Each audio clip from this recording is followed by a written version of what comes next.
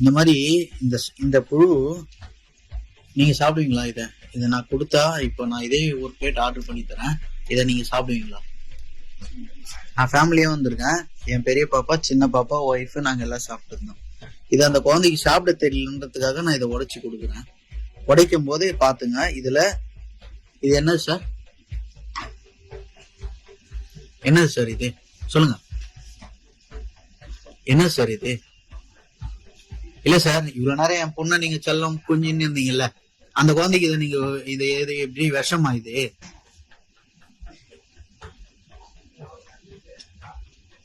சொல்லுங்க சார்,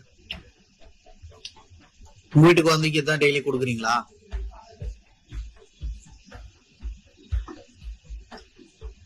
சொல்லுங்க சார், நீங்க பார்த்து தானே இருந்தீங்க. இது என்னது சார்? இது எனக்கு தெரியல, சொல்லுங்க.